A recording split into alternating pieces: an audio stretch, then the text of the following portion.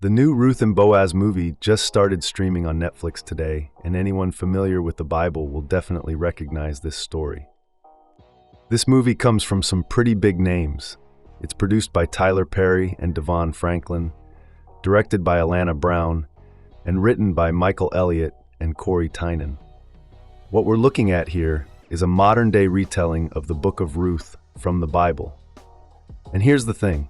This is actually the first of many faith-based films that Perry and Franklin are planning to make together under their new multi-picture deal. Franklin shared his excitement about the project, saying, "Tyler and I have been great friends for over 15 years, so when he called me to team up on movies that can uplift the human spirit, I jumped at the chance, and we couldn't have a better partner than Netflix to help us inspire the world." Ruth and Boaz has been a true labor of love, and I'm grateful to finally share this first look with the world. This classic story has held such deep meaning for me and so many others for generations. But here's what everyone's wondering. Exactly how true is this Ruth and Boaz movie to the classic biblical story? Let's dive into that. What is the story of Ruth and Boaz in the Bible?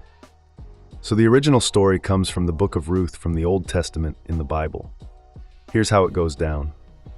Naomi suffers the death of her husband and 2 sons and decides to move back to Bethlehem. She tells her 2 daughters-in-law, Orpah and Ruth, to return home to their mothers.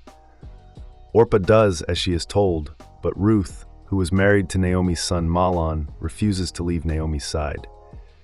Instead, Ruth accompanies Naomi to Bethlehem to care for her grieving mother-in-law. Once in Bethlehem, Ruth goes to the barley fields to collect leftovers from the harvest, a practice known as gleaning, to feed herself and Naomi.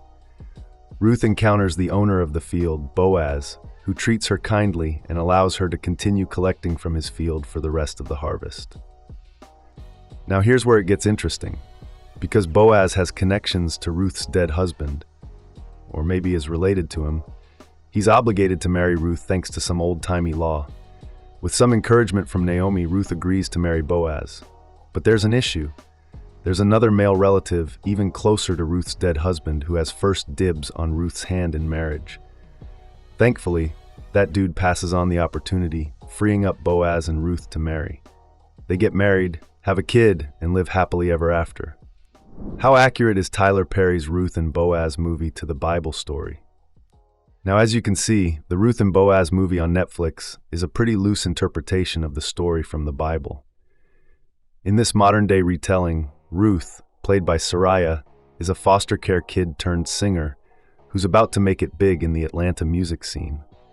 But she doesn't like the direction her producer is going in, so she quits even though she's still under contract.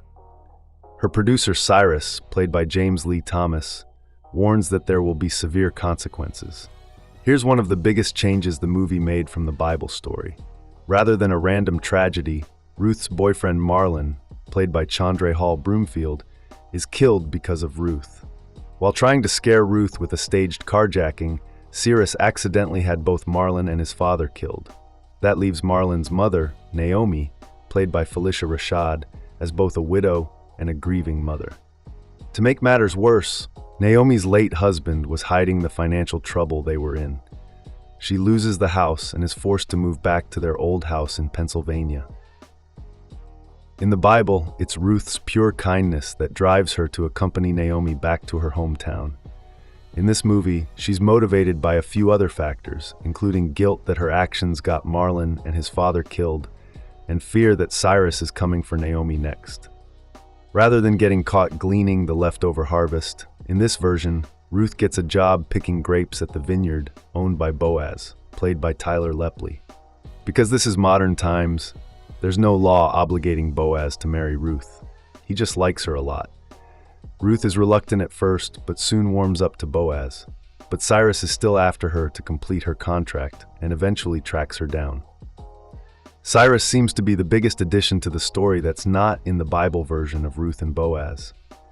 It's possible his character is based on Cyrus the Great, a Persian king mentioned in the Bible.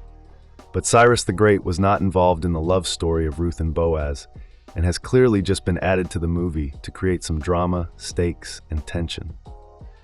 Every story needs a villain, right? Thanks for watching. If you like this video, make sure to like and subscribe for more.